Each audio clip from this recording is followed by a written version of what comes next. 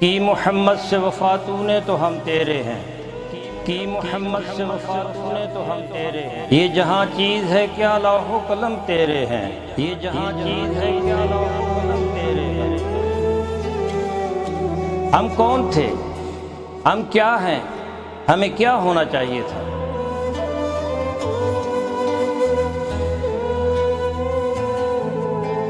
ہمارے ماضی کی سطوت، ہمارے اسلاف کی اخلاقیات و روایات، ہمارا علمی ورثہ جسے ہم کھو چکے ہیں،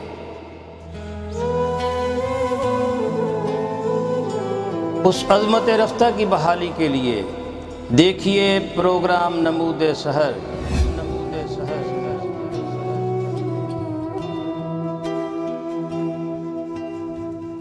This program is sponsored by Shama Banaspati and Cooking Oil, Wiz Wash, Gulistan Property Marketing, SM Foods, Volca Foods International, and Al Ghafoor Beverages.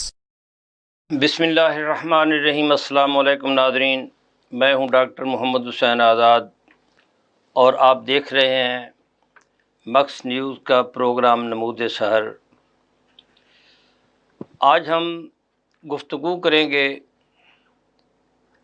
حضرت مجدد الثانی علیہ رحمہ کے حوالے سے آپ کی جو دین کی تجدید و احیاء کے ضمن میں کاوشیں ہیں، کوششیں ہیں، ان کوششیں پہم کے نتیجے میں ایک بہت بڑی اسلامی سلطنت وجود میں آئی۔ اس پس منظر میں گفتگو کرنے کے لیے آج ہمارے درمیان موجود ہیں پروفیسر ڈاکٹر حافظ محمد سلیم۔ آپ ایک بین الاقوامی شہرت کے حامل ہیں، مذہبی اسکالر ہیں۔ یہاں انہوں نے امرسن کالج میں کچھ عرصہ تدریسی خدمات انجام دیں، اس کے بعد یہاں پرنسپل بھی رہے اور پھر آپ انگلینڈ تشریف لے گئے۔ 20-25 برس سے وہاں ڈائریکٹر، مذہبی امور کے ڈائریکٹر بھی رہے، جسٹس بھی وہاں رہے اور وہاں اسلام کی ترویج و اشاعت میں ایک اہم کردار ادا کیا۔ آپ نے وہاں رہ کر سیرت مصطفیٰ صلی اللہ علیہ وسلم پر ایک منفرد کتاب بھی تحریر فرمائی، اور بھی آپ کے بہت زیادہ کارنامے ہیں جو پرٹیکولرلی تحقیق کے ضمن میں ہیں کہ آپ پی ایچ ڈی طلباء کو ٹرینڈ بھی کرتے ہیں اور ان کے لکھے ہوئے تحقیقی مقالات کو چیک بھی کرتے ہیں، گویا کہ یہ ایکسٹرنل سپروائزر بھی ہیں اور یونیورسٹی میں خدمات انجام دے رہے ہیں۔ آج ہمارے ساتھ وہ موجود ہیں۔ ڈاکٹر صاحب، میں آپ کو خوش آمدید کہتا ہوں، آپ کی بہت مہربانی کہ آپ تشریف لائے اور اپنے قیمتی وقت سے ہمیں وقت عنایت کیا، بہت شکریہ۔ ان کے دائیں طرف علامہ حافظ حسن محمود ہیں، پی ایچ ڈی اسکالر ہیں، بلکہ پی ایچ ڈی کا تھیسس مکمل کر کے سبمٹ کر چکے ہیں۔ آپ ماشاء اللہ آپ عالم بھی ہیں اور آپ مفتی بھی ہیں اور مذہبی اسکالر ہیں۔ خوش قسمتی کی بات یہ ہے کہ آج کی دونوں شخصیتیں جو ہیں محقق ہیں، تحقیق کے، ایک تو تحقیق کے طالب علم ہیں اور ایک تحقیق کے باقاعدہ استاد ہیں، ہمارے بھی اساتذہ میں ہیں۔ تو آج ہم ان سے کچھ منفرد سوالات بھی کریں گے اور ان سے ان نکات کا حل بھی چاہیں گے جو ایک عرصہ دراز سے ہمارے اذہان میں موجود ہیں۔ ڈاکٹر صاحب، میں اس کا آغاز آپ سے کرتا ہوں۔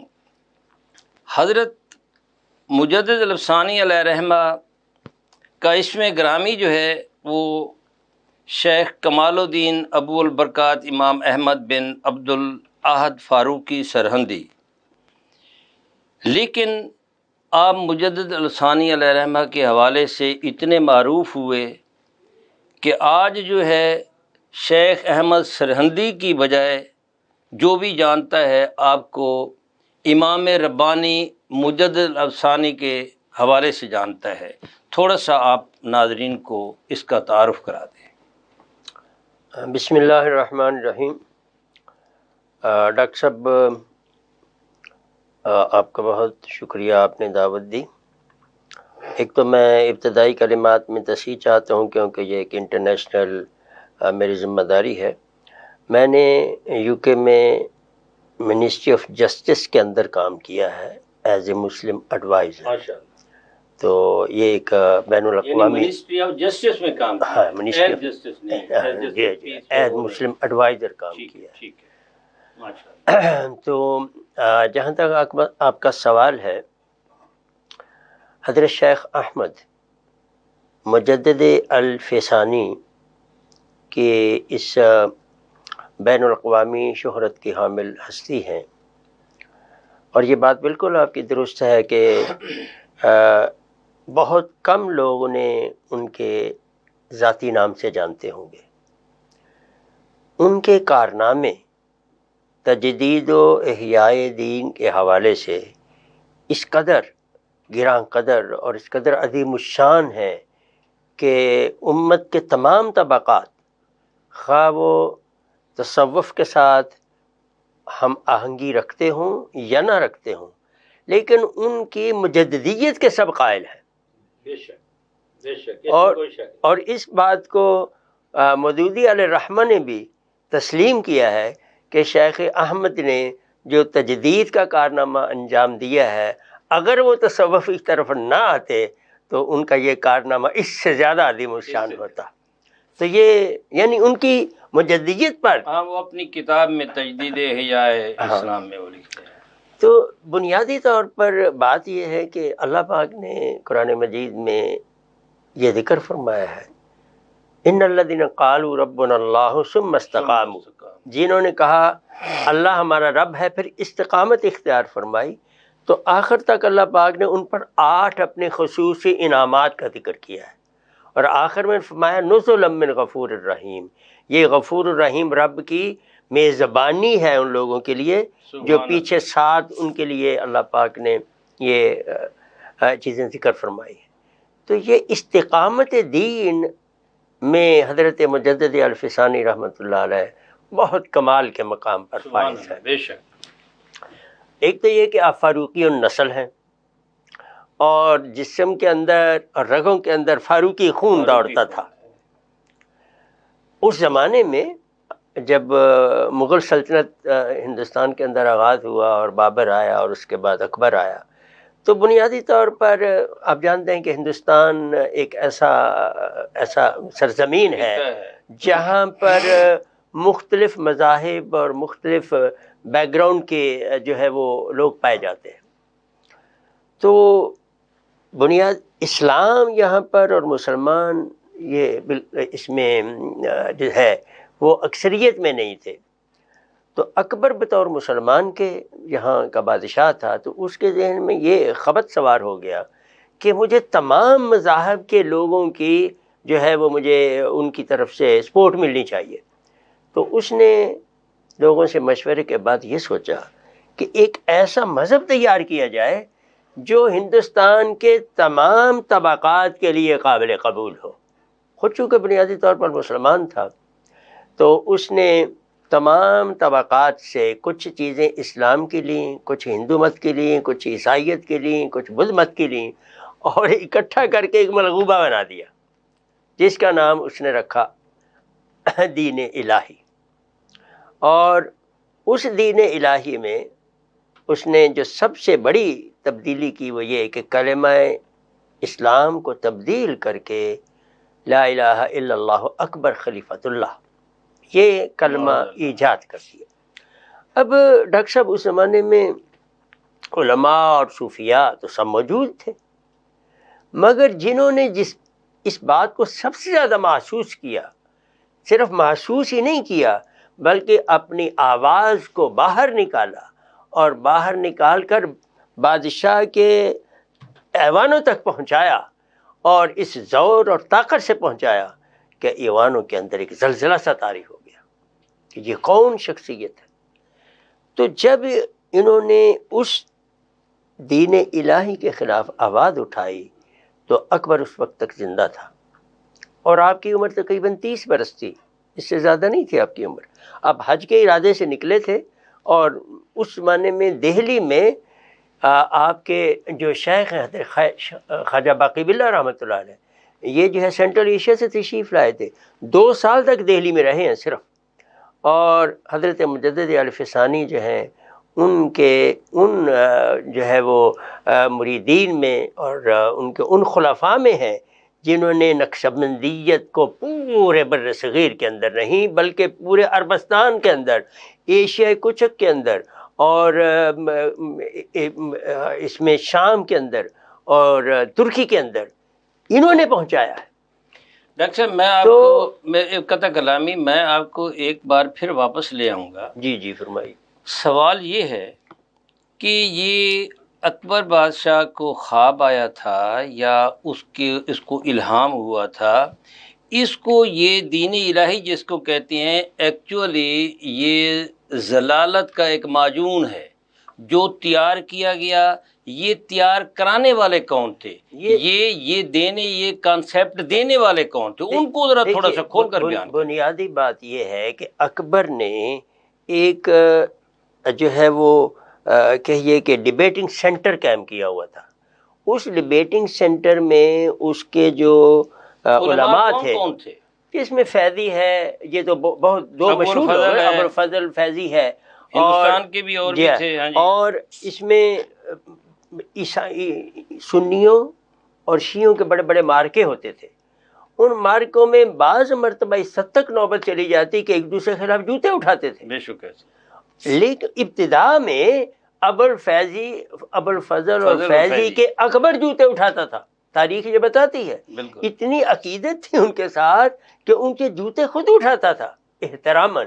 لیکن جب بادشاہ کا قرب حاصل کرنے کے لیے انہوں نے اسلام کی اصل تعلیمات کو گڑبڑ کر دیا کہ کون بادشاہ کے قریب زیادہ ہو سکتا ہے، تو اس چیز نے بادشاہ کے اندر جو ہے ان تمام لوگوں کے خلاف بلکہ دین اسلام کے خلاف ایک بغاوت کا نظریہ قائم کر دیا۔ اس میں کوئی شک یہ ایک بنیادی نظریہ ہے۔ پھر باقی یہی لوگ جو تھے، اب اس میں شیعیت کا بہت بڑا اثر تھا، ایک یہ چیز بھی تھی۔ ہندو رانیاں اور ہندو مہاراجے جو تھے ان سے اکبر خوف زدہ بھی تھا، تو اس نے ان تمام چیزوں کو کوآپ کرنے کے لیے اور ان تمام چیزوں کو ہینڈل کرنے کے لیے اس نے ایک معجون تیار کرنی مناسب سمجھی جس میں تمام مذاہب کے لوگ جو ہیں اکٹھے ہو جائیں۔ یہی حضرت مجدد اکبر کے زمانے میں حضرت مجدد علیہ الرحمہ نے اس بات کو جو ہے وہ پوری طرح سے اجاگر کر دیا تھا کہ یہ چیز مسلمانوں کے لیے قابل قبول نہیں ہے۔ آپ کی یہ تجدیدی جو ہے وہ محنت جاری تھی کہ اکبر دنیا سے اٹھ گیا۔ اس کے بعد جب جو ہے وہ جہانگیر تخت پر بیٹھا تو لوگوں نے اس سے کہا کہ تمہارے خلاف سب سے بڑا چیلنج جو شخصیت ہو سکتی ہے وہ احمد شیخ احمد سرہندی ہے، تم ان کے اپنے دربار میں بلاؤ اور ان کے ساتھ جو ہے تم کو بہت آئرن ہینڈ استعمال کرو۔ حضرت مجدد صاحب کو سرہند میں خانقاہ شریف میں پیغام پہنچا۔ اب ڈاکٹر صاحب اس زمانے میں جو روایات قائم تھیں اس میں وہ یہ تھی کہ سجدہ تعظیمی واجب تھا دربار میں حاضر ہونے والے ہر شخص کے لیے سجدہ کرنا یہ لازم تھا۔ اب شیخ مجدد کے لیے انہوں نے اصل میں بلایا اس لیے گیا تھا کہ شیخ مجدد آئیں گے، وہ سجدہ نہیں کریں گے تو ہماری یہ کوشش کامیاب ہو جائے گی کہ یہ آپ کے لیے سب سے بڑا چیلنج ہے اور ان کو راستے سے ہٹایا جائے۔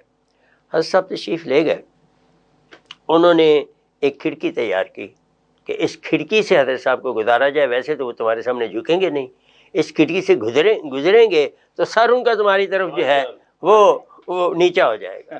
شیخ مجدد بھی فاروقی اور نسل تھے، انہوں نے ٹانگیں اندر داخل کی، پہلے ٹانگیں داخل کی اور بادشاہ کے چہرے کی طرف اور ان کے سر کی طرف اپنی ٹانگیں پاؤں سے. تو ماشاءاللہ جی کیا بات ہے. ڈاکٹر صاحب آپ کی طرف دوبارہ آتے ہیں. ماشاءاللہ بڑی خوبصورت آپ نے جو اس کے جو کلمات تھے آخری. تو علامہ صاحب یہ میں آپ کی طرف پھر آتا ہوں، وہی سوال ہے میرا کہ یہ الف ثانی کا جو ایک اس کا پس منظر جو ہے، بیک گراؤنڈ جو ہے، آپ اس پر بھی روشنی ڈالیں.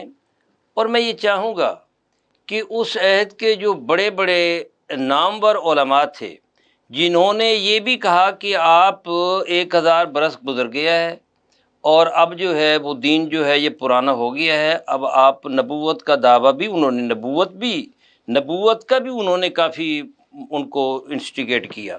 تو میں چاہوں گا کہ آپ تھوڑا سا اس کانسیپٹ میں کہ کس طرح ایرانی ایک اثرات جو ہیں ان پر مرتب ہوئے اور انہوں نے یہ الف ثانی جو ہے یہ ایک اس حوالے سے آپ ذرا ناظرین پر. بسم اللہ الرحمن الرحیم. جی الف ثانی جو لفظ ہے یعنی 1000 کا، یہ ایرانی الاصل ہے، یعنی ایران سے چلا. اور اس کی وجہ یہ تھی ایران میں اسپیشلی ایک تحریک اٹھی، تحریک نقطوی، جس کا بانی جو تھا وہ ایک ملحد محمود سنچوانی تھا. اس نے ایک یہ نعرہ لگایا کہ 1000 سال جو ہیں یہ عربوں کی سیادت کے پورے ہو چکے ہیں، لہٰذا اگلا جو 1000 سال ہے الف ثانی یعنی دوسرے 1000 سال، پہلا 1000 مکمل ہو گیا، یہ عربوں کی سیادت کا تھا، اب جو دوسرا 1000 سال ہے وہ عجم جو ہیں ان کی سیادت کا ہے. تو یہ تحریک جب اس نے اٹھائی، اس کے ساتھ کچھ اس کے پیروکار بھی تھے، تو اس وقت کا جو حکمران تھا وہاں پہ فرما روا عباس صفوی، اس نے اس تحریک کے عزائم کو، مقاصد کو، اہداف کو دیکھا تو اس نے اسے خلاف اسلام سمجھا اور اس نے اس تحریک کو کچل دیا. وہاں جب اس نے اسے ختم کرنے کچلنے کے لیے کاوشیں کی تو یہ لوگ جو تھے کچھ وہاں پہ ختم ہو گئے، کچھ وہاں سے فرار ہو گئے، راہ فرار اختیار کی، جلا وطن کر دیے گئے. اب جو جلا وطن ہوئے ان میں ایک شریف عاملی بھی تھا. وہ جب یہاں پہنچتا ہے ہند میں، تو ہند میں اسے اکبر کا دربار بڑا موزوں لگتا ہے کہ وہاں وہ دیکھتا ہے کہ ایک الحادی اور ارتدادی ماحول جو ہے وہ پہلے سے ہی کچھ ملاؤں نے، علماء سو نے. اب یہ کہ ہر دور کے اندر اگر ہم دیکھیں جو ادوار گزرے ہیں تو کم و بیش علماء سو، علماء حقہ جہاں پر موجود ہوتے ہیں تو ان کی شان اور عظمت جو ہے وہ بلند اور پہچانی تبھی جاتی ہے جب ساتھ میں سو جو ہیں موجود ہوتے ہیں، اور اسے پتہ چلتا ہے کہ حقہ جو ہیں ان کی عظمت و شان عرفہ ہے. تو یہ ایسا نہیں ہے کہ یہ جو ماحول تھا اس میں اور کوئی جید علماء نہیں تھے، جید علماء بھی اس وقت میں علماء حقہ بھی موجود تھے، جیسے صاحب کنز الاموال جو ہیں سید علی متقی، وہ اسی دور کے ہیں، علامہ وجیہ الدین ہیں، اور بھی اجل علماء ہیں اس دور کے. تو یہ جو خاص ٹولہ اس دربار کے قریب میں تھا. علماء سو کا نام بتائیں. اس میں ایک تو یہ معروف ہے ملا مبارک جو ہے، اس کے 2 بیٹے ابو الفضل اور فیضی جو ہیں، تو ان کے ساتھ اور بھی ان کے حواری اور رفقا جو تھے، صوفیہ خام بھی کچھ، یعنی صوفیہ والا لباس پہن کے حقیقتاً ان کا تصوف سے کوئی تعلق نہیں تھا، لیکن وہ صوفیہ خام کے طور پہ یعنی ظاہراً صوفی بن کے، متصوف بن کے، یعنی ایک جو ہے نا وہ لبادہ اوڑھ کے بناوٹی جو ہے وہ بن کے اس میں گھس گئے تھے. اور تصوف کا دور تو تھا، تصوف کو لوگ چاہتے بھی تھے، تو اس لیے انہوں نے جب قرب حاصل کیا. اور یہ حالت اکبر کی یہ تھی کہ یہ خود ناخواندہ تھا، یہ پڑھا ہوا نہیں تھا، امی تھا. تو اب ایک اس کو جو سبق دیا، جو پاس بیٹھنے والے ملا تھے جن سے یہ کسی حد تک جو ہے متاثر بھی تھا اور انہی کو سب کچھ سمجھتا تھا، تو انہوں نے کہا کہ تم اگلے پورے 1000 سال کے لیے شہنشاہ امی ہو. الف ثانی جو آ رہا ہے دوسرا 1000 سال، اس میں تم پورے 1000 سال کے لیے، پہلے امی نبی 1000 سال ہو گزرے ہیں، اب اگلے 1000 سال کے لیے تم شہنشاہ امی کے طور پہ آ رہے ہو. تو اسے یہ ٹائٹل اور لقب جو ہے بڑا موزوں لگا اور اسے بڑا مناسب لگا. اور یہ جو اس کی خوشامد کرنے والے تھے انہوں نے اور اس کی جناب میں جو ہے نا وہ قرب اور پذیرائی جو ہے وہ حاصل کر لی. لیکن ہر چیز کا ایک اختتام ہے. تو جیسے ہی یہ خود ختم ہوتا ہے اکبر، تو اس کے درباری ملا جو ہیں وہ بھی ختم ہو جاتے ہیں، صوفیہ خام کا بھی خاتمہ ہو جاتا ہے، کیونکہ اس کے بعد آنے والے جو 3 شہنشاہ فرما روا ہیں، ان کی فکر اور سوچ جو تھی وہ اکبر سے یکسر مختلف تھی. اگر وہ بھی اسی فکر کے حامی ہوتے تو پھر تو آج بر صغیر کا جو حال ہے، احوال ہے، اور اس کے آس پاس کے خطے بھی متاثر ہوتے، نہ صرف یہ خطہ متاثر ہوتا، کیونکہ ایک ارتدادی اور وہ سوچ جو چلی تھی. لیکن یہ جو ایک لفظ نکل آیا تھا الف ثانی والا، اب علماء حقہ نے اس وقت میں کلمہ حق بلند کرنے والی جو شخصیت تھے حضرت شیخ احمد سرہندی رحمۃ اللہ علیہ، ان کے لیے اسے موضوع قرار دیا. اور اس وقت کے معاصرین میں بڑے نام ملا عبدالحکیم سیالکوٹی، شیخ محقق عبدالحق محدث دہلوی اور شیخ حسن غوثی مانڈوی، اس طرح کے جو معاصر نامور علماء تھے، انہوں نے یہ ٹائٹل حضرت شیخ احمد سرہندی رحمۃ اللہ علیہ کے لیے تسلیم کیا اور بجا طور پر آپ کو جو ہے اس ٹائٹل کا حقدار اور مستحق قرار دیا. میں یہاں پر معذرت سے یہ چیز تھوڑی واضح کرنا چاہتا ہوں کہ علامہ صاحب نے جو حضرت مجدد الف ثانی رحمۃ اللہ علیہ کے لیے علماء وقت کی طرف سے یہ ٹائٹل جو ان کو دیا، تو اس کے پیچھے ایک بہت بڑی تحریک ہے. اس تحریک کی کامیابی کے نتیجے میں یہ ٹائٹل ملا. اس تحریک کی طرف بھی ہمیں دیکھنے کی ضرورت ہے کہ وہ تحریک جو ہے وہ کس طرح اپنی کامیابی تک پہنچی اور اس تحریک میں کیا کچھ حضرت مجدد کو سہنا پڑا. میں یہاں تھوڑا سا ایک مختصر وقفہ لیتا ہوں، پھر آپ سے ہی یہ اس کو جوڑتے ہیں. ناظرین، یہاں ہم ایک وقفہ لیتے ہیں اور اپنی گفتگو کو جہاں سے ہم چھوڑ رہے ہیں وہیں سے پھر جوڑیں گے. تب تک کے لیے آپ ہمارے ساتھ رہیں.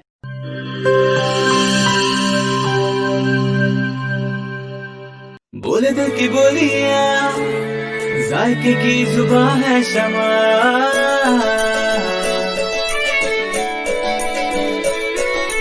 بولے بولے بولے بولے دل بولے، کوئی ڈش آئی لو یو کہے،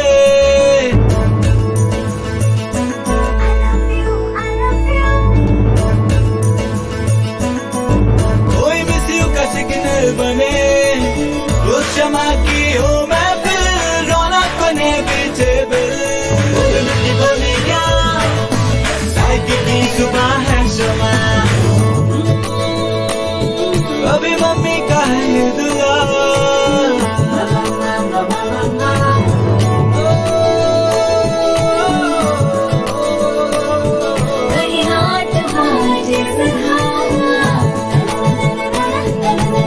روز شمع کی ہو محفل، رونق بنے پیچھے بل، بولے دل کی بولیاں، ذائقے کی زبان ہے شمع.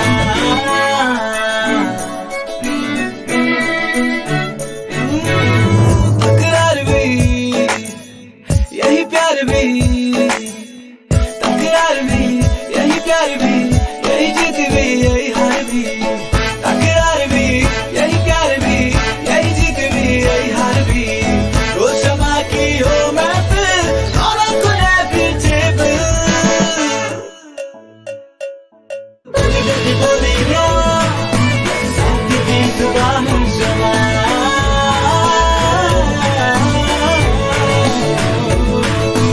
ذائقے کی زبان ہے شمع. وائس ہیلتھ فارمولا کے ساتھ شمع کوکنگ آئل اینڈ شمع بناسپتی، بولے دل کی بولی.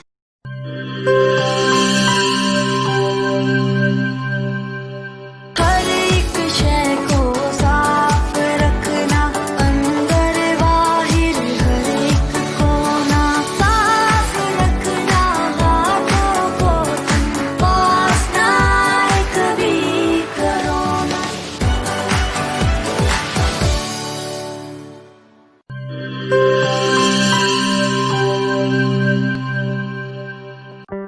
کورونا میں احتیاط کا سبھی بولتے ہیں، مگر مکمل احتیاط کوئی بھی نہیں کرتا. مکمل احتیاط کرے پناہ یا ڈس انفیکٹنٹ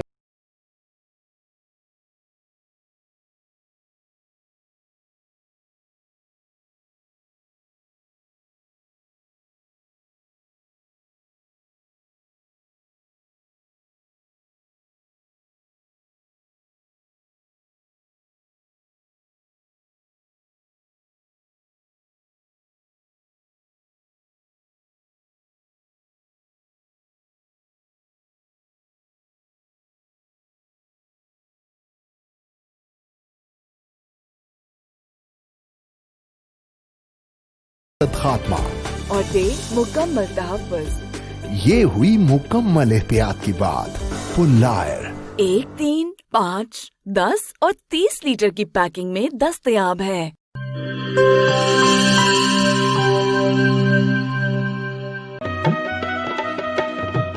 ठीक है, पैसे तेरी मर्जी दे, लेकिन मैं को वॉशरूम, टॉयलेट ते फर्श, शीशे वाली कार लिश्क दा चाहिए। बीबी फिक्र ही ना करो, मैं तो इवें विज करे सा, वॉशरूम इवें जगमग जगमग होसी। मासी विज मुंह नाल नहीं करना, इंदे नाल करने। विज आया दाग ते जरासीम दा सफाया, सेहत सफाई ते पाकीज़गी गिन के आया, क्यों जो सफाई निस्फ ईमान है। वल लिटे मेरा ते विज दा कमाल, जनूबी पंजाब दा पहला ब्रांड, इंटरनेशनल मियार, जिंदगी खुशगवार। होवे क्यों ना, सराइकी जो किया। Vij wash, house of cleaning products.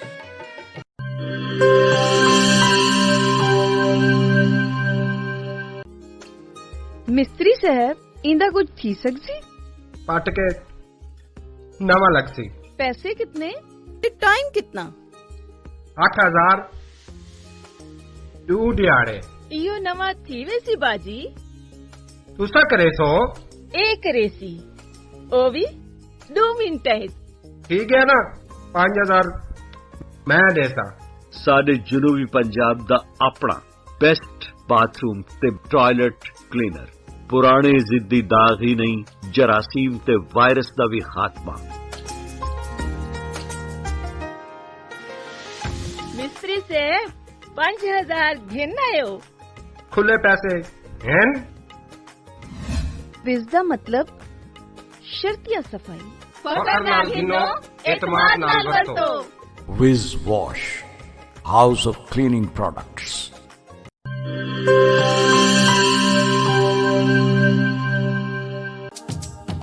किहड़े दाग ते किहड़े धब्बे, विज़ दे अग्गू भी कोई टिक दे। फर्श ते देखो चमचम चमके, टॉयलेट भी लिशकारे मारे। पहला ब्रांड सादा अपना ते दूजा माल असा नहीं घिनना। विज दा ए पैगाम है बेली, तंदुरुस्ती इनाम है बेली। नित ईमान सफाई ही वे, तंदुरुस्ती दी पौड़ी ही वे। तंदुरुस्ती हरगिज न बन जाए, विज आज ही घर घेन के बन जाए। विज कहनी तो सफाई कहनी। Vij wash, house of cleaning products.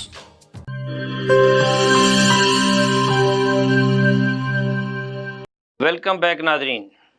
Ji doctor साहब, आप फरमा रहे थे कि इसके पीछे जो है एक पूरी की पूरी तारीख़ मौजूद है, जिसको हम जद्दोजहद का नाम देते हैं, तजदीद का नाम देते हैं, तजदीद व इहयाए दीन का नाम देते हैं। तो आप अपनी बात को मुकम्मल करें। जी, वो डॉक्टर साहब, पिछले हमारी इस गुफ्तगू के में ये बात सामने आई थी कि जब अकबर के इंतकाल के बाद जहांगीर तख्त नशीं हुआ तो हज़रत मुजद्दिद को दरबार में तलब किया गया और वहाँ हज़रत मुजद्दिद अल-फ़सानी रहमतुल्लाह अलैह ने वो ताज़ीमी सजदा नहीं किया, जिसकी बुनियाद पर हासिदीन ने उसको इस बात का यकीन दिलाया कि जब तक आप इनके ख़िलाफ़ कोई एक्शन नहीं लेंगे उस वक्त तक आपकी सल्तनत नहीं बच सकती।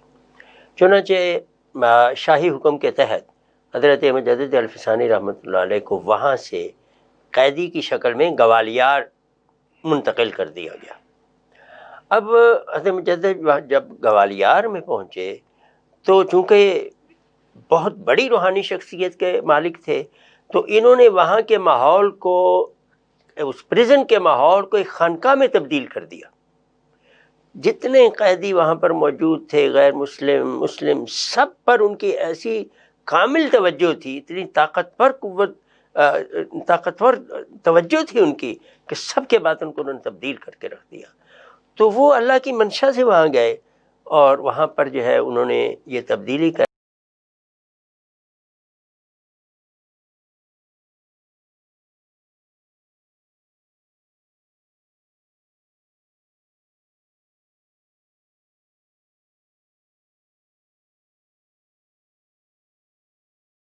نے بات کی.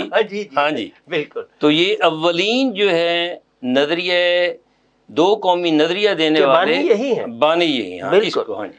تو ایک خط لکھا حضرت خواجہ محمد معصوم رحمۃ اللہ علیہ نے، جو آپ کے بڑے صاحبزادے ہیں، سرہند سے، کہ حضور آپ کے تشریف لے جانے کے بعد ہم انتہائی مشکل حالات میں ہیں، ہمارا سب کچھ بحق سرکار ضبط ہو چکا ہے، پانی تک ہمیں جو ہے وہ مہیا نہیں ہو رہا، کاش آپ واپس تشریف لائیں تو ہماری مشکلات جو ہے وہ حل ہو سکے.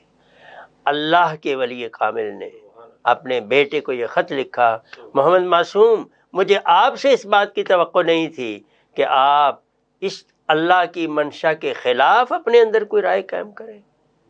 اللہ کی منشا کے تحت ہم جہاں بیٹھے ہوئے ہیں، میں تمہیں اس بات کی تلقین کرتا ہوں کہ تم کلمہ طیبہ میں لا کے اندر اپنی تمام ان خواہشات کو لے کر الا اللہ کہہ کر کی نفی کر دو، کیونکہ اس وقت اس نظریے کو رکھنا اللہ کی منشا کے خلاف ہے.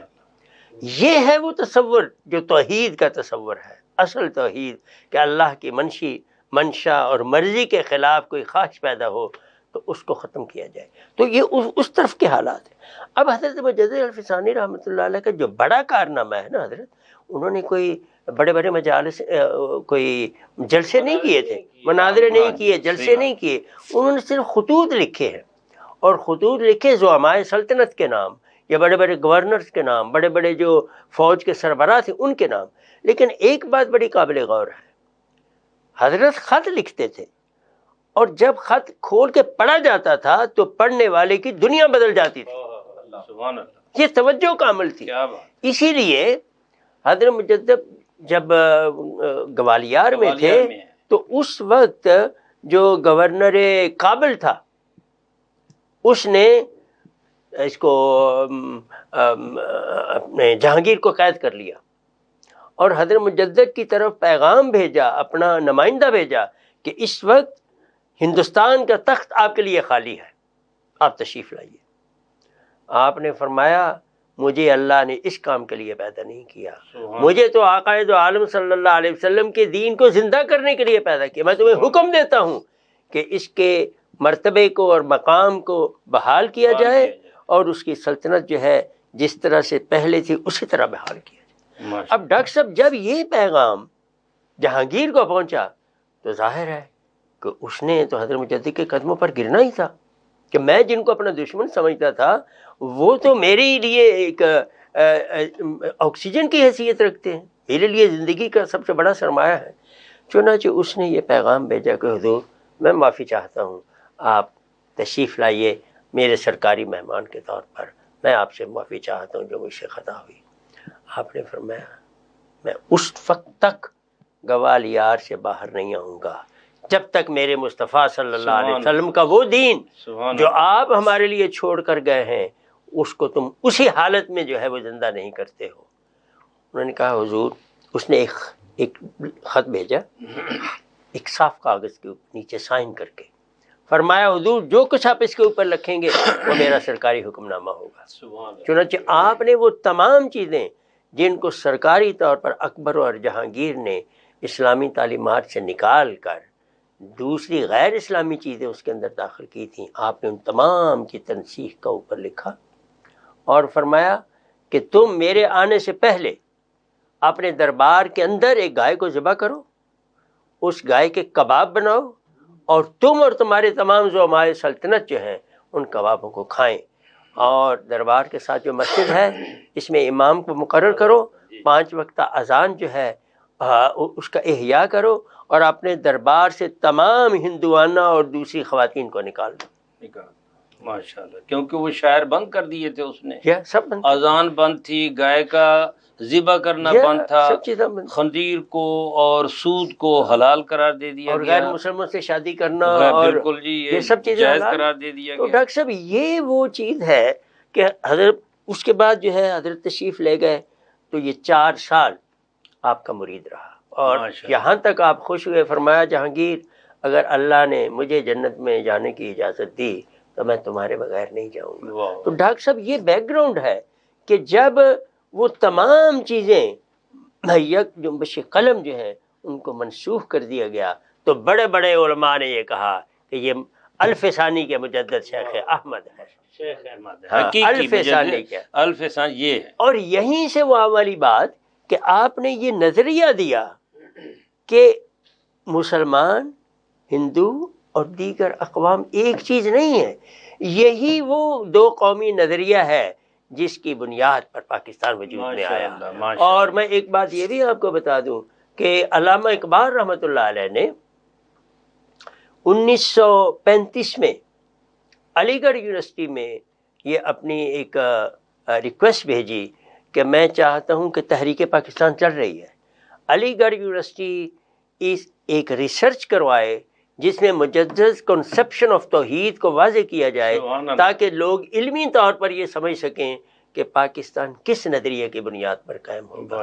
اور مجھے اس بات کا فخر حاصل ہے کہ میں نے جس ہستی سے اپنی پی ایچ ڈی کی تکمیل کی ہے انہوں نے علامہ اقبال کی جو ہے اس کو جو ہے اس خواہش کو پورا کیا، اور مجدد کنسپشن آف توحید کے اوپر ڈاکٹر برہان احمد فاروقی رحمۃ اللہ علیہ نے 1937 میں کیمبرج سے اپنی پی ایچ ڈی مکمل کی، اور مجھے فخر ہے کہ میں ان کا ایک طالب علم ہوں جن سے میں نے جو ہے آپ کمال کے استاد کے شاگرد، کمال کے استاد، کیا بات ہے۔ تو یہ وہ ماشاءاللہ بیک گراؤنڈ ہے جس پر حضرت مجدد الف ثانی رحمۃ اللہ علیہ کو تمام طبقات نے، خواہ وہ شیعہ ہوں، خواہ وہ سنی ہوں، خواہ وہ اہل حدیث ہوں، خواہ وہ تصوف کے حامی ہوں یا نہ ہوں، ان کی اس خدمت کو سب بے شک جی۔ یہ ملا کیا اپنا عبد الحکیم سیال کوٹی جو تھے، ان کی تو یہ حیثیت تھی کہ شیخ عبدالحق محدث دہلوی، یہ حضرت مقیم حجروی،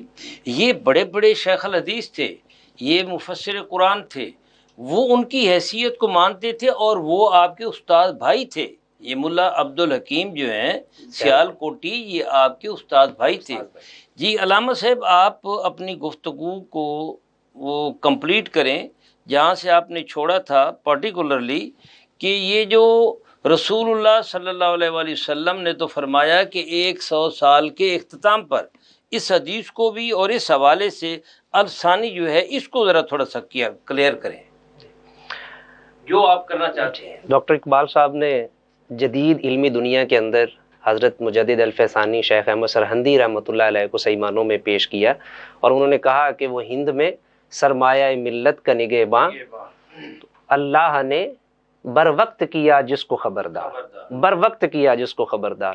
تو بر وقت تقاضا کیا ہے، وقت کا ضرورت کیا ہے، احیاء دین کے سلسلے میں کون سی مسائل ضروری ہیں، ان کو بجا لانا اور ان کو سمجھنا اور ان کے مطابق جو ہے وہ کردار ادا کرنا، یہی وہ چیز تھی جس پر بڑی تفصیل کے ساتھ استاذ محترم نے روشنی ڈالی۔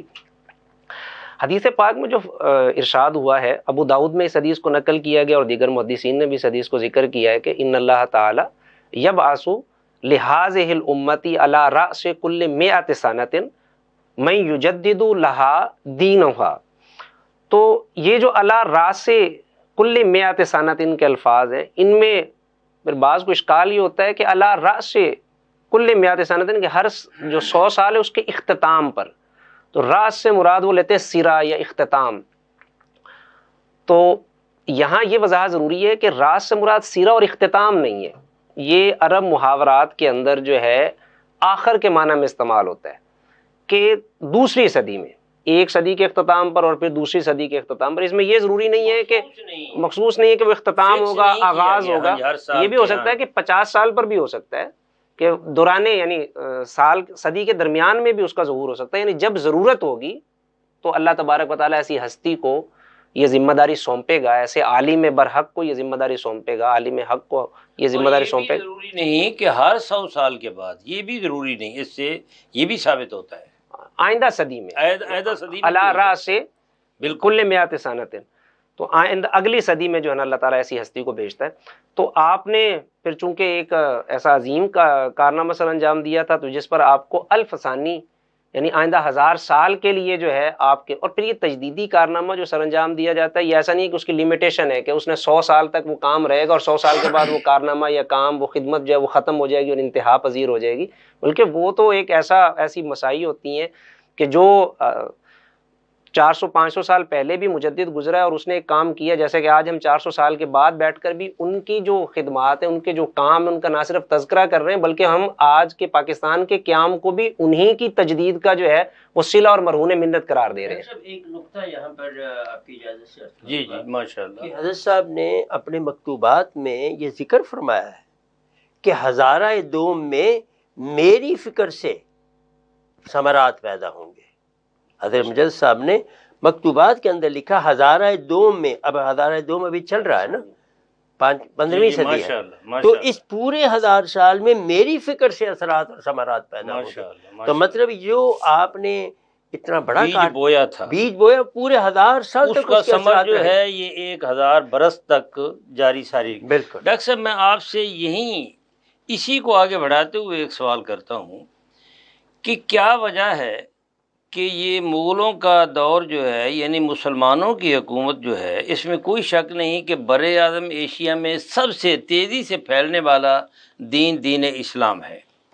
اب 1000 برس تک یہاں مسلمانوں کی حکومت رہی اور ہندو جو ہے وہ زیر تسلط رہے، باقی بھی، لیکن مسلمان جو ہیں یہ ویسے کے ویسے اقلیت میں رہے۔ اس کی کیا وجہ ہے؟ یہاں جو ہے اسلام اتنی تیزی سے کیوں نہیں پھیلا جس تیزی سے باقی حجاز سے لے کر یہ کاشغر تک پھیلا ہے؟ ڈاکٹر صاحب، اس کے دو پہلو ہیں اس سوال کے۔ ایک پہلو تو یہ ہے کہ یہ ایک عملی نمونہ ہے اس اعتراض کے جواب کا کہ مسلمانوں نے تلوار سے اسلام کو پھیلایا۔ ہم اس کو بطور دلیل کے پیش کرتے ہیں کہ اگر ایسا ہوتا تو پورا ہندوستان مسلمان ہو چکا ہوتا۔ بہت اچھی بات کی آپ نے۔ دوسری بات یہ ہے کہ ہندوستان جو ہے لا اکراہ فی الدین، لا اکراہ فی الدین کا عملی یہ اس کا نمونہ ہے۔ واضح ثبوت ہے، واضح ثبوت ہے، عملی نمونہ ہے اس کا، ورنہ اسپین کی طرح کرتے۔ ہاں بالکل، زبردستی عیسائی بنایا گیا، یا اور جو زبردستی مسلمان یا ہوئے، تو ہاں جی، یا تو گردن دے دو، ہاں جی، یا مذہب دے دو، بالکل ایسے ہی ہے، یا نکل جاؤ۔ بالکل تو ایسے یہاں ہی ہے۔ یہ چیز نہیں ہوئی۔ بادشاہ آئے، آپ دیکھیں مغلوں کی حکومت جو ہے یہ 14ویں صدی سے آ گئی تھی یہاں، اور 1857 تک رہی ہے۔ اس پورے پیریڈ میں کسی بھی مغل بادشاہ نے مقامی لوگوں کے اوپر اس طرح کا کوئی حکم یا سختی نہیں کی کہ آپ اسلام قبول کریں۔ دوسری چیز یہ ہے کہ یہاں اسلام کی جو تبلیغ ہوئی ہے ہندوستان کے اندر، یہ میں نہیں سمجھتا کہ تیزی سے نہیں ہوئی، بلکہ اس میں صوفیاء کرام نے آ کر، جیسے حضرت معین الدین چشتی اجمیری رحمۃ اللہ علیہ ہیں، انہوں نے آ کر لاکھوں ہندوؤں کو وہاں پر مسلمان کیا ہے، لیکن یہ کہ انہوں نے اپنی محبت سے، اخلاق سے، ان چیزوں کے ساتھ، لیکن جہاں سرکاری حکم آ جاتا ہے وہاں چیزیں اور قوت کے ساتھ پھیلتی ہیں، لیکن جہاں پر محبت اور اخلاق اور دعوت کا کام ہوتا ہے وہاں چیز نسبتاً تھوڑی سی جو ہے وہ آرام سے چلتی ہے۔ تو جہاں، اور تیسری بات یہ بھی ہے کہ ہندو مذہب کے لوگ ایسے ہیں کہ وہ اپنے آپ کو تمام مذاہب سے، ان کے اندر یہ فکر پائی جاتی ہے، یہ سوچ پائی جاتی ہے کہ ہم سب سے سپیریئر ہیں۔ اس لیے میں یہاں سوال کروں گا، ابھی آپ نے اس طرف اشارہ کیا، بر صغیر میں اس میں کوئی شک نہیں ہے کہ یہ چاروں سلاسل جو ہیں ان کی اثر انگیزی موجود ہے، اور اس میں دل نشینی جو ہے وہ پیدا کرنے والے یہ صوفیائی ہیں، ان کے پیشوا ہیں۔ تو ہمارے پرٹیکولرلی اس وقت خطہ پاکستان جو ہے، یعنی وہاں بھی موجود ہیں خانقاہیں ہندوستان میں، تو پاکستان میں اس وقت مجددیہ نقشبندیہ خانقاہیں کون کون سی ہیں؟ اور خاص طور پر میں آپ کے شیخ طریقت قاضی عبدالدائم کا یہاں حوالہ دوں گا کہ ماشاءاللہ وہ ایک بہت پڑھے لکھے کامل شخصیت کے حامل ہیں۔ انہوں نے سید الورا جو ہے یہ بہت خوبصورت سیرت پر کتاب لکھی، جس پر انہیں 1995 میں صدارتی ایوارڈ بھی ملا، اور اسی طریقے بلابہ ہے، سفر حرمین شریفین ہے، رونمائیاں ہیں، اور بھی وہ لکھتے رہتے ہیں۔ تو گویا کہ یہ ذکر و فکر کے ساتھ جو ہے ان کا قلم بھی کام کرتا ہے۔ تو میں چاہوں گا کہ تھوڑا سا اپنے شیخ طریقت کے حوالے سے اور اس خانقاہ جو ہری پور ہزارہ میں ماشاءاللہ فیض بانٹ رہی ہے نقش بندیہ مجددیہ کے حوالے سے، اس پر بھی میں چاہوں گا کہ آپ تھوڑا سا ناظرین کو اس سے آگہی جو ہے وہ عطا فرما دیں۔ ڈاکٹر صاحب، بنیادی چیز یہ ہے، آپ اس بات سے اتفاق کریں گے کہ ہمارے جتنے بھی صوفیاء عظام ہیں، ہماری اس پوری تصوف کی تاریخ میں جتنے بھی نامور صوفیاء ہیں جنہوں نے حضور صلی اللہ علیہ وسلم کی امت کی خدمت کی ہے اور ان کے صراط مستقیم دکھایا اور اس پر گامزن رکھا، وہ سب سے پہلے علماء ہوتے تھے۔ یہ آج کے زمانے کی ہماری یہ بدقسمتی ہے کہ علم اور تصوف کو ہم نے الگ کر دیا، بلکہ ہم یہ سمجھتے ہیں کہ جو عالم ہے وہ صوفی نہیں ہو سکتا، تو یہ غلط نظریہ قائم ہوا۔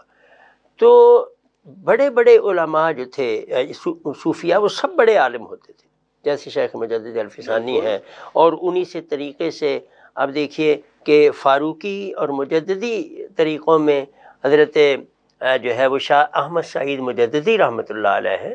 شاہ احمد سعید مجددی رحمۃ اللہ علیہ وہ شخصیت ہیں جنہوں نے 1857 میں انگریز کے خلاف جو فتویٰ تھا سب سے اوپر اس پر دستخط کیے تھے، اور اس کے بعد جب ان کو گرفتار کرنے کا خانقاہ سے چل پڑے اور مدینہ طیبہ چلے گئے، انہی کے خلیفہ حاجی دوسمن قندھاری رحمۃ اللہ علیہ ہے، وہ ڈیرہ اسماعیل خان کے اندر، وہیں سے اس طریقہ چلتے چلتے ہمارے شیخ تک پہنچتا ہے۔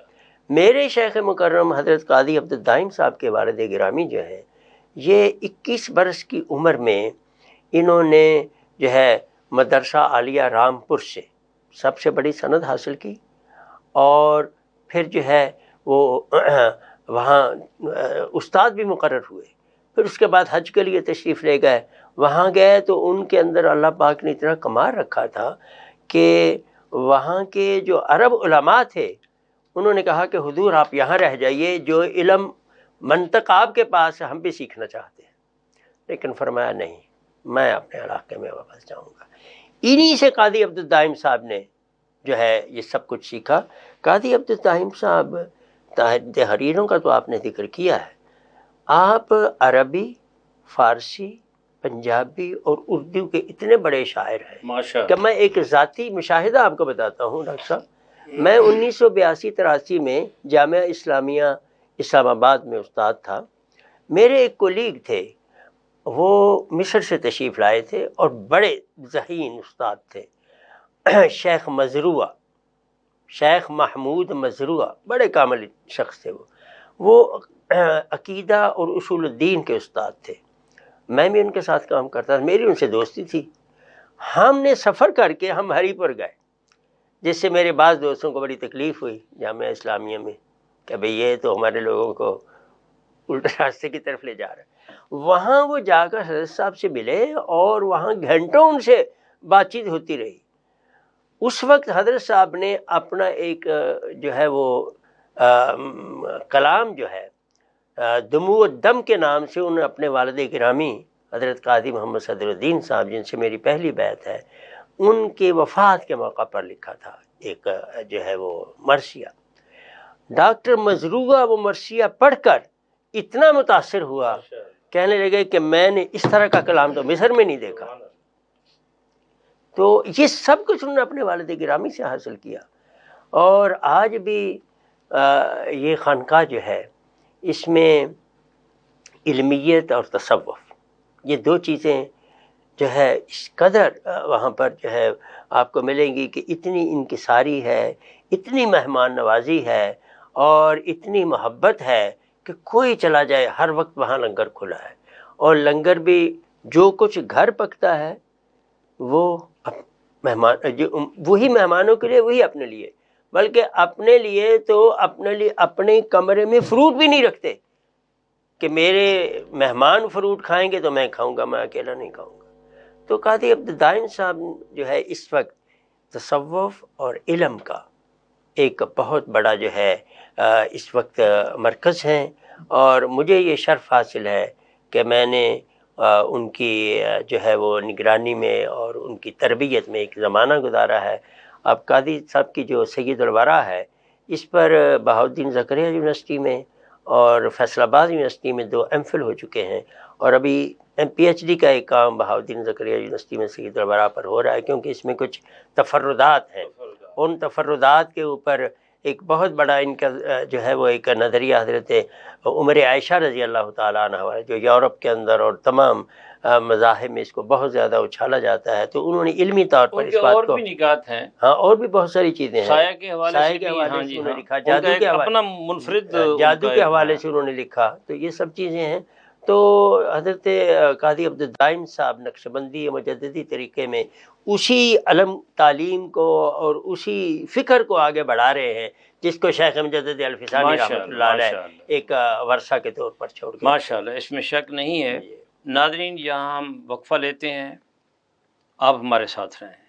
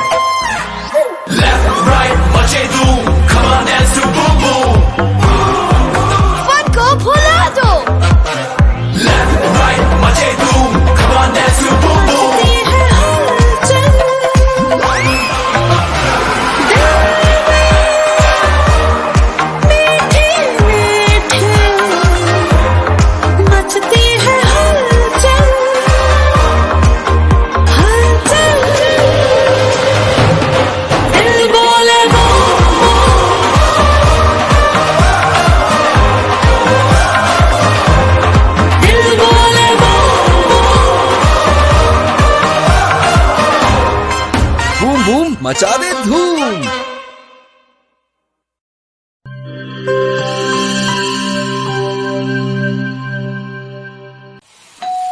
ہو مہمانوں کی آمد ہے، پھر آئی شامت ہے. کچھ نیا پکاؤ، نیا کھلاؤ، کھانے پہ امپریشن ذرا ڈٹ کے جماؤ. امپریشن جمے گا اور جم کے جمے گا. کڈس پاستا بناؤ اور سب کو کھلاؤ. کڈس پاستا اب بناتے ہی جاؤ. گبس پاستا اور گبس ریسیپی مکس سے ڈالیں اپنے کھانوں میں جان. آپ ٹائم دیں مہمانوں کو، ہم بنائیں آپ کے کھانوں کو. گبس پاستا، گبس پاستا.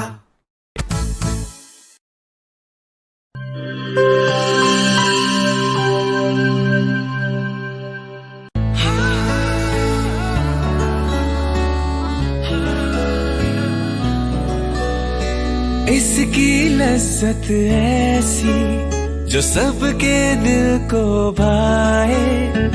جو بھی گبس سوئس رول کھائے اسی کا ہو جائے.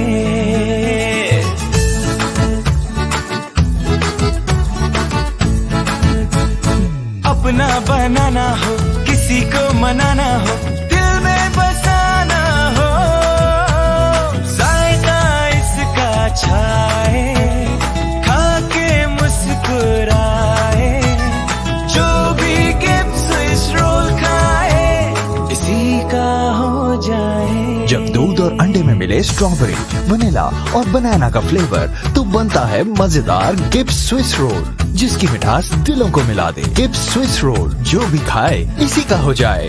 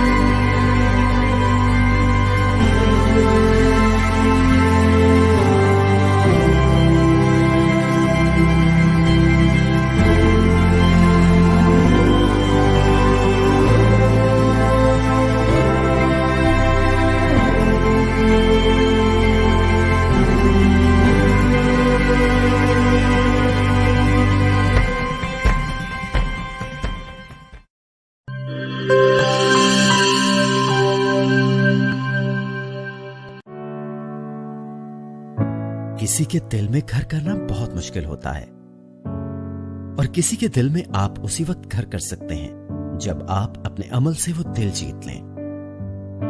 और दिल आप तब जीत सकते हैं जब जीत का जज्बा हो। इसी जज्बे से सरशार हमने लगाया एक छोटा सा पौधा जो आज एक तनावर दरख्त बन चुका है और इसकी घनेरी छांव में आपको मिल रहा है ममता की आगोश जैसा सुकून। अल्हम्दुलिल्लाह, ये तनावर दरख्त जिसे आपकी पजीराई ने सेंचा। गुलिस्तान प्रॉपर्टी मार्केटिंग अपनी घनी छांव को फैलाते हुए एक और शाख के जेर साया आपको दे रहा है सोनी धरती हाउसिंग स्कीम, वो भी मुकम्मल रिहायशी सहूलियात के साथ। आपके दिल की धरती पर हमारा घर और सोनी धरती पर आपका घर। राबिते के लिए 0300 777 200 0300 222 402।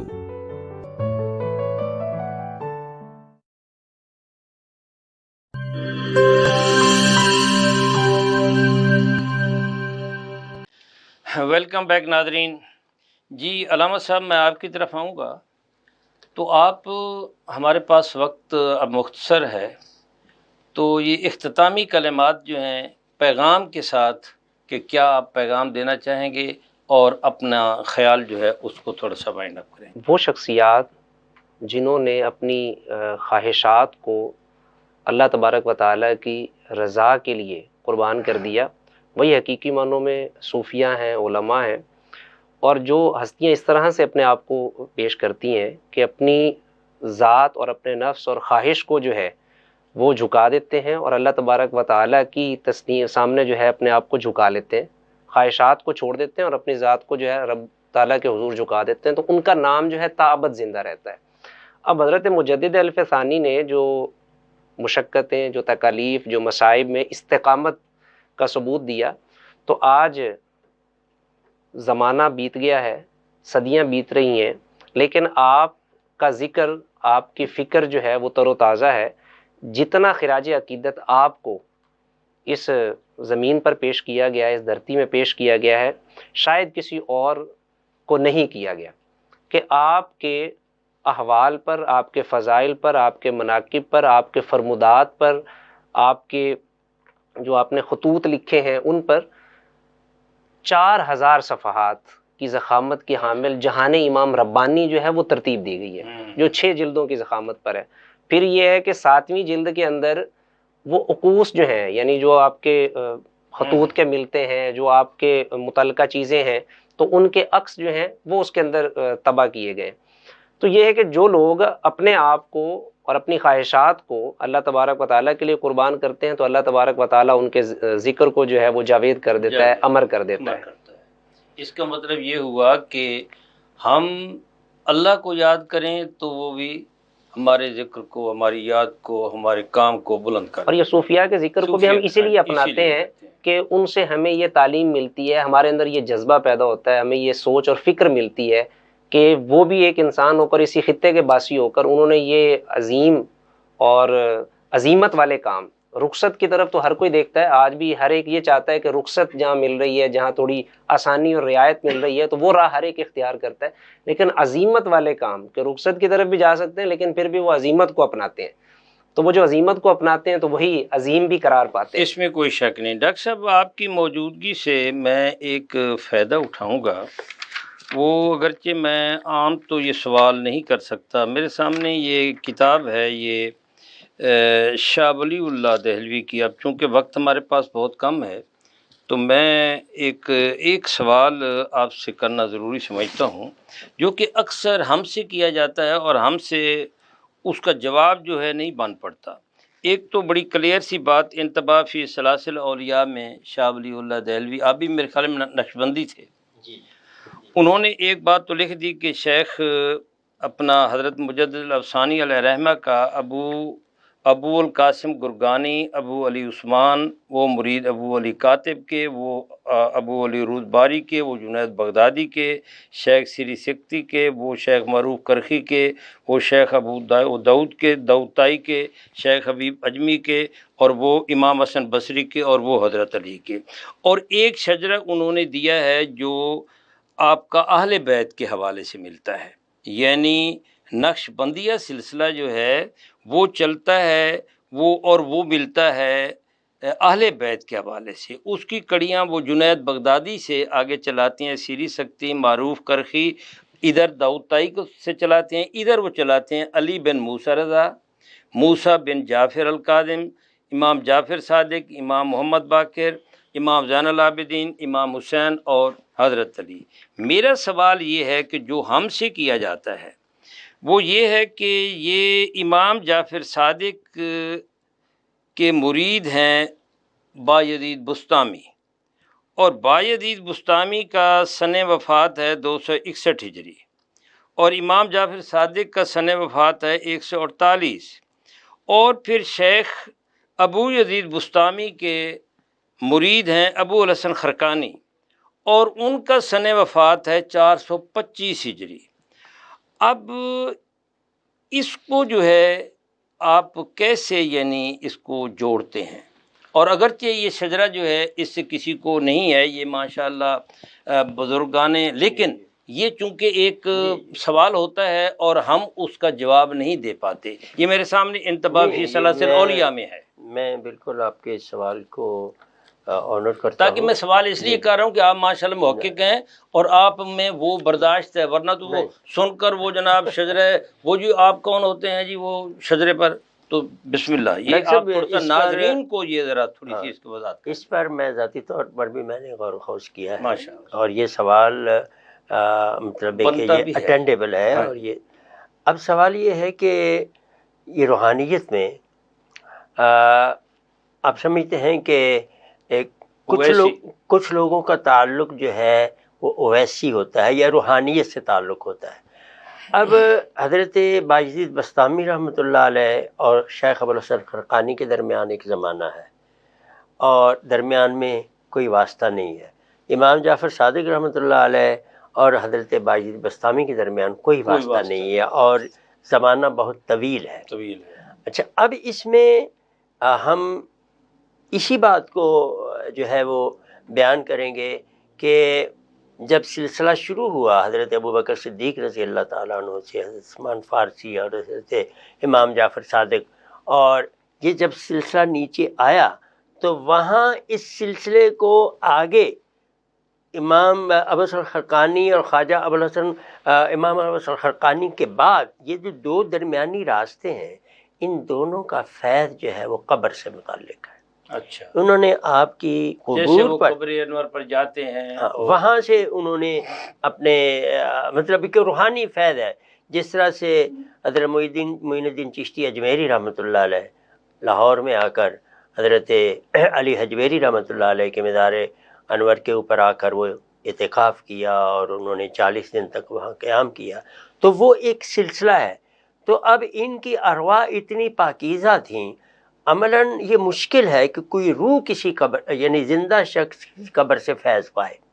یہ سلاسل میں یہ چیز عمومی طور پر رائج نہیں ہے، لیکن کچھ شخصیات کی تزکیہ اتنا کامل ہو چکا ہوتا ہے اور ان کی ارواح اتنی پاکیزہ ہو چکی ہوتی ہیں کہ ان کا ارواح سے رابطہ قائم ہے۔ جیسے میرے شیخ حضرت قاضی عبدالدائم صاحب کے والد جب بھی کسی مزار پر جاتے تو تھوڑی دیر کے بعد وہاں گفتگو شروع کر دیتے، ایسی زبان میں گفتگو کرتے دیر تک کہ کسی کو کچھ سمجھ میں نہیں آتا تھا۔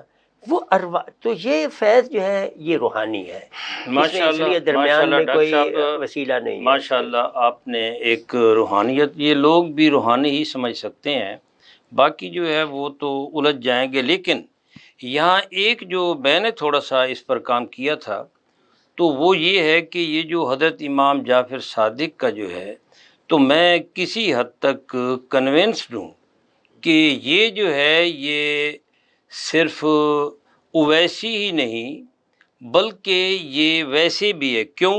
اس لیے کہ ابو یزید بسطامی کی جو پیدائش ہے وہ کئی حوالوں سے کئی مستند کتابوں سے 128 ہجری بنتی ہے، 128، اور آپ کی وفات بنتی ہے 261۔ یہ باقاعدہ یہ حوالہ موجود ہے۔ نمبر 2 یہ ہے کہ حضرت امام جعفر صادق علیہ رحمہ 148 میں وفات پاتے ہیں اور 80 ہجری میں پیدا ہوتے ہیں۔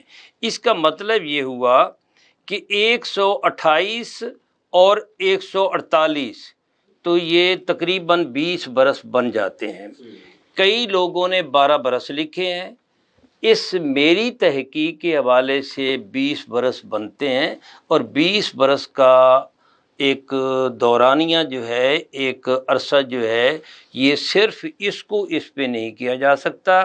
البتہ یہ ہے کہ میں اس پہ کام کر رہا ہوں۔ یہ جو حضرت ابو الحسن خرقانی ہے، یہ تھوڑا سا گیپ جو ہے یہ زیادہ ہے، یہ وہی ملتا ہے کہ آپ کی قبر پر تشریف لے گئے۔ اور بہرحال ناظرین، ہم نے حضرت مجدد الافسانی علیہ رحمہ کے حوالے سے ایک ہمارے پاس موجود تھے، ہم نے تفصیلی گفتگو کی، ہمارا پروگرام بھی کچھ طویل ہوا، لیکن میں یہاں آپ کی موجودگی سے فائدہ اٹھاتے ہوئے، آپ ایک رفاعی اداروں کے سرپرست بھی ہیں اور ایک خدمات انجام دے رہے ہیں، اور یہ دکھی لوگ جو ہیں اور معذور لوگ جو ہیں اور جو ضرورت مند جو ہیں، ان کو ضروریات کو بھی آسان طریقے سے اور خاموشی سے انجام دے رہے ہیں۔ تو ڈاکٹر صاحب سے میں ایک مختصر ٹائم کے لیے سوال کرتا ہوں۔ تو جناب، آپ کا ماشاءاللہ یہاں ایک ادارہ ہے، ایک مسجد بھی آپ نے تعمیر کرائی جو کہ 2 کنال پر مشتمل ہے، اور اس کے ساتھ جو ہے آپ کا ایک رفاعی ادارہ، ایک ڈسپنسری بھی ہے جس میں ماشاءاللہ ایک ماہر ہیں، چیسٹ اسپیشلسٹ ہیں اور ریٹائرڈ ہیں، میڈیکل سپرنٹینڈنٹ ریٹائرڈ ہیں، اور وہ جو ہے وہ وہاں خدمات انجام دے رہے ہیں، اور وہ بھی فری ڈسپنسری کا فریضہ انجام دے رہی ہے آپ کا وہ ادارہ جو ہے۔ اور اس کے ساتھ جو ہے ایک سلائی والا، وہ جو دستکاری جہاں آپ بچوں کو سکھاتے ہیں وہ بھی ہے، اور آپ کا ایک بلائنڈ کا بھی ایک وہاں ماشاءاللہ آپ نے بہت، تو میں چاہوں گا کہ مختصر وقت ہے ہمارے پاس، اس پر تھوڑی سی روشنی ڈال دیں، اور اپنے آگے مستقبل کا جو آپ کا ایک لائحہ عمل ہے وہ بھی ناظرین کو بتا دیں، تاکہ اس سے ناظرین بھی فائدہ اٹھائیں۔ ڈاکٹر صاحب، مختصراً یہ ہے کہ ملتان سے میرا تعلق 1984 میں قائم ہوا تھا، اور اس کے بعد میری خواہش تھی کہ میں، چونکہ لاہور سے میرے آباء و اجداد کا تعلق ہے، تو میں واپس چلا جاؤں، لیکن اللہ کو منظور اسی طرح تھا کہ میں نے 1991-92 میں اپنے گھر کی جگہ خریدی، تو میں نے اپنے شیخ سے عرض کیا کہ میری جگہ پر آپ دعا فرمائیے۔ تو قاضی عبدالدائم صاحب وہاں تشریف لے گئے، تو فرمایا میں یہاں دعا نہیں کرتا۔ تو میں نے کہا جی، میں چپ کر گیا۔ میں نے کہ وہ سامنے جو ایک چھوٹی سی مسجد کھڑی ہے، تم اس مسجد کو بناؤ اور اس کے ساتھ اپنے گھر کی جگہ خریدو۔ تو میں نے وہ جگہ فروخت کر دی اور وہاں نئی جگہ خریدی۔ اب یہ 92-93 کی بات ہے، تو وہ بس اللہ کے بندے کی جو ہے وہ نظر تھی، دعا تھی۔ تو ہمیں نہیں پتا کہ میں اس وقت ایمرسن کالج میں تھا، تو اللہ تعالیٰ نے اس سینٹر کو کھڑا کر دیا۔ اس کے بعد جو ہے میں 2000 میں جو ہے وہ، اس وقت میں نے سینٹر اس نیت سے اللہ کی توفیق سے بنایا تھا کہ اس کو جدید دور میں جو ہے وہ روحانیت کی تعلیم کے لیے اپنے جو نوجوان نسل ہے، ان کو اس انداز میں روحانیت کی طرف اور عشق مصطفیٰ کی طرف بلایا جائے کہ یہ اللہ اور اس کے رسول کے قریب چلے جائے۔ بنیادی نظریہ یہ تھا۔ اب وہ شیخ کی دعا تھی، انہوں نے فرمایا کہ نہیں، میں یہ گھر بنانے کی اجازت ہی نہیں دیتا، تم اس مسجد کو تعمیر کرو۔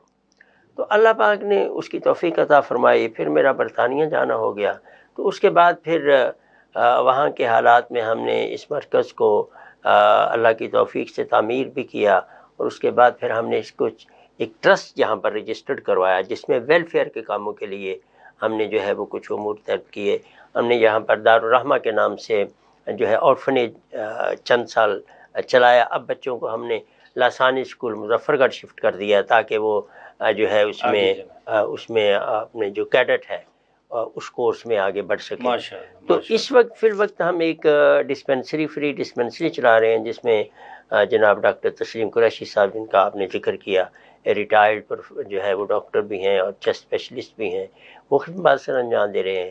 ایک سلائی اسکول ہے, اس میں ہم بچیوں کو فری تعلیم دیتے ہیں اور اس کے ساتھ تجوید اور دینی تعلیم کا بندوبست بھی ہم نے اس کے اندر رکھا ہوا ہے. اس طرح سے ہم کمپیوٹر کی تعلیم کا بھی بندوبست کر رہے ہیں. مسجد کے ساتھ ہم نے ایک حفظ القرآن کا شعبہ جو ہے اس کو شروع کر رہے ہیں. تو فیوچر میں ہمارا پلان یہ ہے کہ اس سیٹ اپ میں ہم زیادہ سے زیادہ خدمت خلق کے کام کریں, اس لیے کہ خدمت خلق وہ عمل ہے جو اللہ اور اس کے محبوب کی نظر میں سب سے زیادہ پسندیدہ مخلوق کی خدمت ہی تو حقیقی عبادت ہے. تو جو ہے بہتر انسان وہی ہے جو من ینفع الناس, جو لوگوں خیر الناس من ینفع الناس, بہتر انسان وہ ہے جو لوگوں کو نفع پہنچائے. تو یہ صوفیاء کرام کی تعلیم ہے. ماشاءاللہ آخر میں آپ ناظرین کے لیے کوئی خوبصورت سا پیغام بھی دے دیں. ناظرین کے لیے میرا پیغام یہی ہے جو مصطفیٰ کریم صلی اللہ علیہ وسلم نے اپنے پہلے خطاب میں اہل مدینہ کو دیا تھا. سبحان اللہ. پہلا آپ کا خطاب تھا اہل مدینہ کے ساتھ, جمعہ کی نماز کا خطبہ تھا, اور آپ نے ایک ہی بات کہی تھی, اے اللہ کے بندو اپنے رب کے ساتھ اپنا تعلق درست کر لو.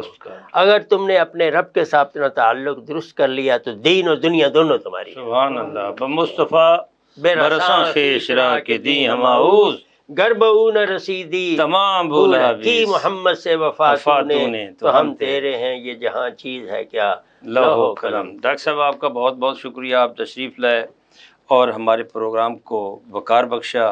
علامہ صاحب آپ کا بھی بہت بہت شکریہ.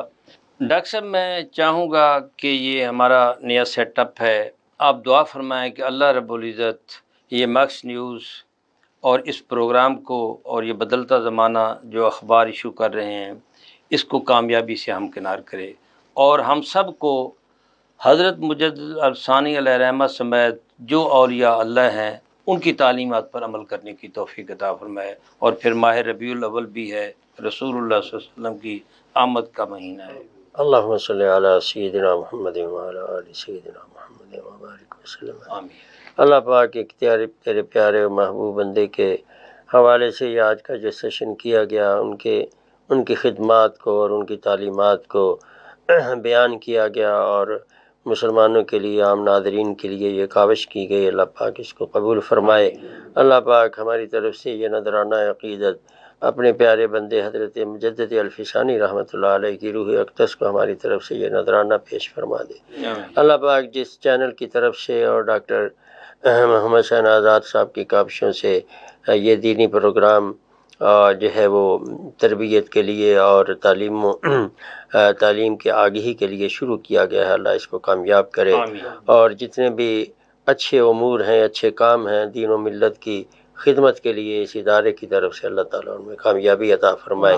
اور ڈاکٹر آزاد صاحب کی زندگی میں, صحت میں اور کاوشوں میں اللہ تعالیٰ برکت عطا فرمائے. اسی طرح سے یہ ملت کی خدمت کرتے رہیں اور اپنے علم سے اور اپنے تجربے سے فیضیاب کرتے رہیں. اللہ تعالیٰ ہماری حاضری قبول فرمائے. وصلی اللہ علیہ وسلم. ناظرین, ہم نے حضرت مجدد الثانی علیہ رحمہ کے حوالے سے گفتگو کی, تو اب بات طویل نہیں کرتے, صرف علامہ اقبال کا جو ایک خراج عقیدت ہے اور جو حضرت مجدد الثانی علیہ رحمہ کے مرکز مبارک پر جا کر آپ نے اشعار کہے, حاضر ہوا میں شیخ مجدد کی لاحت پر, وہ خاک کی ہے زیر فلک مطلع انوار, اس خاک کے ذروں سے شرمندہ ستارے, اس خاک میں پوشیدہ ہے وہ صاحب اسرار, گردن نہ جھکی جس کی جہانگیر کے آگے, جس کے نفس گرم سے ہے گرمی احرار, وہ ہند میں سرمایہ ملت کا نگہبان, اللہ نے بر وقت کیا جس کو خبردار.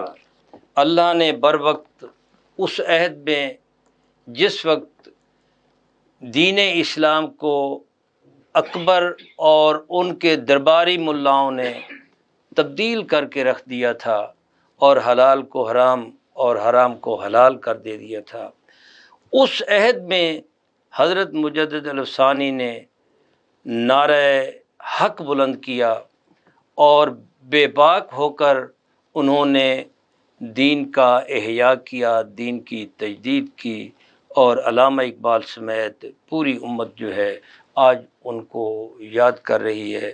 اللہ رب العزت ہمیں مجدد الثانی علیہ رحمہ کی وہ کاوشیں، وہ دو قومی نظریہ اور وہ توحید اور ایک ارتداد کا، الہاد کا جو امتیاز انہوں نے کیا تھا، ہمیں بھی ان کے اس کام پر، اس فعل پر، اس سنت پر عمل کرنے کی توفیق عطا فرمائے۔ ہم نے آج حضرت مجدد الثانی علیہ رحمہ کے حوالے سے تجدید دین و احیاء کے حوالے سے گفتگو کی۔ انشاءاللہ اگلے پروگرام میں ایک نئے موضوع کے ساتھ آپ کی خدمت میں حاضر ہوں گے۔ تب تک کے لیے ڈاکٹر محمد حسین آزاد کو اجازت دیں۔ اللہ حافظ۔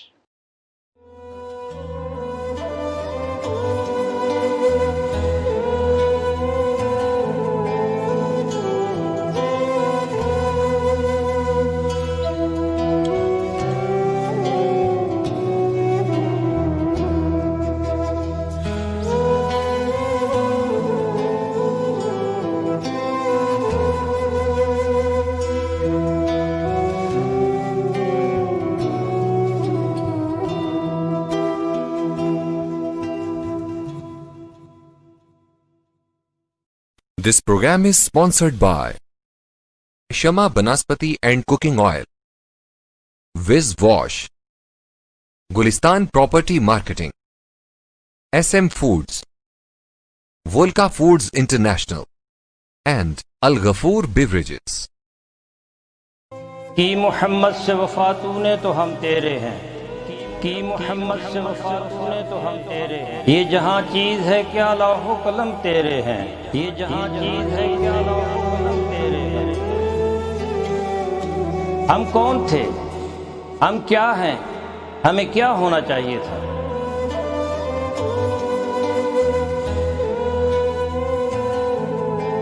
ہمارے ماضی کی سطوت، ہمارے اسلاف کی اخلاقیات و روایات، ہمارا علمی ورثہ جسے ہم کھو چکے ہیں،